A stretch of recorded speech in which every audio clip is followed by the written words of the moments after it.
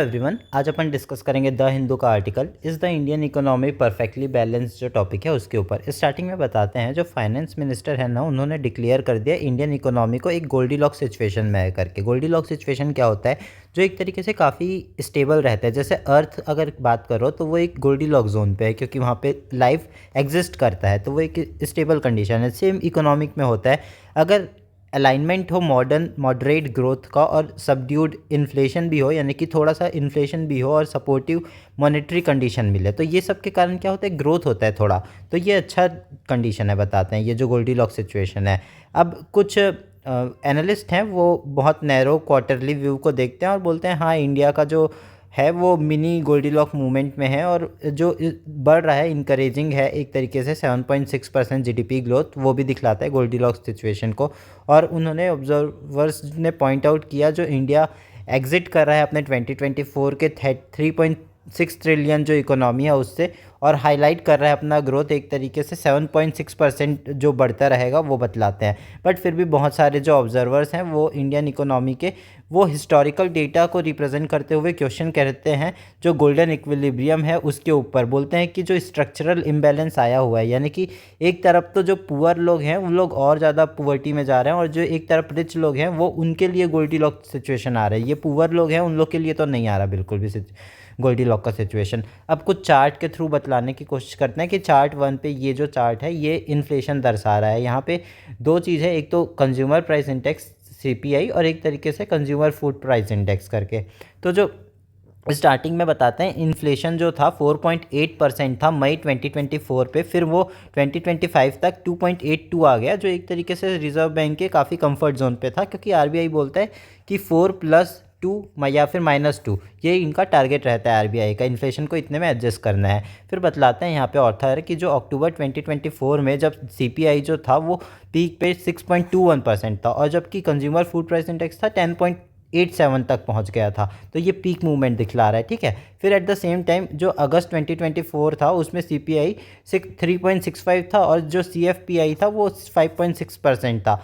तो ये एक तरीके से दिखलाता है कि कितना डाइवर्जेंस आ जाता है दोनों टाइम बैलेंस में। ये इसलिए है क्योंकि जो फूड जो होता है वो अकाउंट करता है कंजम्पशन बास्केट में, जो half of the consumption basket में फूड रहता है, यानी कि अगर आप 1000 कमा रहे हो तो 500 रुपये तो फूड में ही जा रहा है, ऐसा बताते हैं। और ये जो फूड इन्फ्लेशन जो आता है उसके कुछ ड्राइविंग फैक्टर्स हैं जो उसको आगे ले जाते हैं, बार बार फूड इन्फ्लेशन दिलवाते हैं।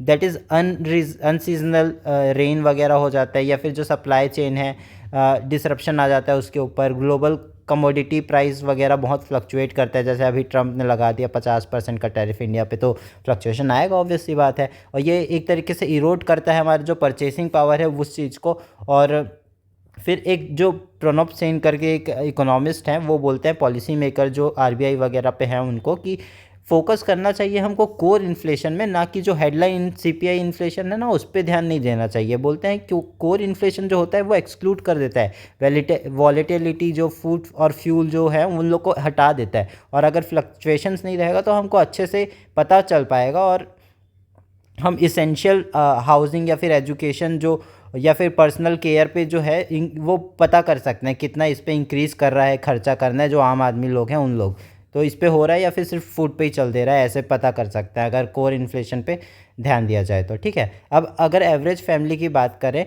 तो वो 10% इन्फ्लेशन से पेनफुली बहुत ज़्यादा दिक्कत आ जाता है उन लोग को, और उसको फोर्स करता है उन लोगों को जो जो एवरेज फैमिली है उन लोगों को कि कॉम्प्रोमाइज़ करें अपने डाइटरी क्वालिटी वगैरह पे। फिर ये जो वॉलीटिलिटी है वो बहुत ज़्यादा अनसर्टिनिटी लाता है, हिंड्रेंस लाता है हाउस होल्ड वगैरह के बजट में। जैसे गवर्नमेंट बजट बनाता है तो हाउस होल्ड भी अपने बजट बनाते हैं, राइट।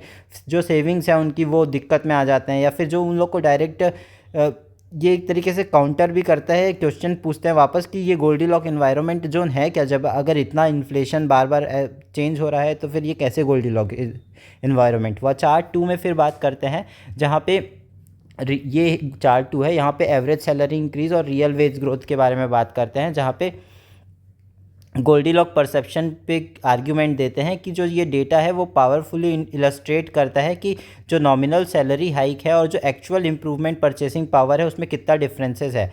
एग्जांपल में बताते हैं यहाँ पे कि जो 2023 का डेटा देकर के 9.2% एवरेज सैलरी था, जबकि जो रियल वेज ग्रोथ था वो 2.5%। अब इन दोनों में एक्चुअल में अंतर क्या होता है ना, जो एवरेज सैलरी है वो उसमें अगर इन्फ्लेशन को एडजस्ट कर दोगे यानी माइनस कर दोगे इन्फ्लेशन को, तो वो रियल वेज ग्रोथ आ जाएगा। तो आगे यहाँ पे ये भी बताते हैं कि जो 2025 का प्रोजेक्शन है वो 4% रियल वेज है और जबकि 8.8% एवरेज सैलरी है। अब आगे इसको ये समझाते हैं कि अगर 9 पॉइंट सैलरी हाइक हुआ है, तुम्हारा 9% सैलरी हाइक हुआ है, वो एक प्रॉमिसिंग सैलरी है, अच्छा हाइक हुआ है डेफिनेटली, पर इन्फ्लेशन भी तो बढ़ा है ना 7%, तो उसको अगर एडजस्ट करोगे तो जो आपके पास इंक्रीज़ हुआ अमाउंट आएगा वो सिर्फ 2% है। और वो एक तरीके से डिमिनिश करता है, हाउस होल्ड को कुछ बचा नहीं सकते वो अपने लिए, क्योंकि वो फैमिली को फोर्स करता है कि वो कट कर सके अपना डिस्क्रिशनरी स्पेंडिंग वगैरह जो है, और वो उससे क्या होता है, उनके ऊपर डेट बढ़ता है, उधार बढ़ता है। ठीक है, अब आगे बताते हैं इनकम इनइक्वालिटी के बारे में बात करते हुए बोलते हैं जो इंटरनेशनल लेबर ऑर्गेनाइजेशन है उन्होंने पॉइंट आउट किया है कुछ चैलेंजेस।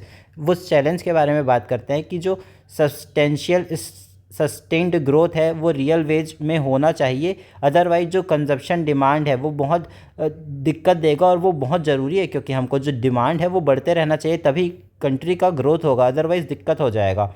और आगे रिफ्लेक्ट करते हैं चार्ट 3 पे, अगर देखें तो यहाँ पे बात किया गया है जीनी कोफिशिएंट टैक्सेबल इनकम के बारे में। तो ये एक तरीके से इनइक्वालिटी दर्शाता है इनकम पे। ठीक है,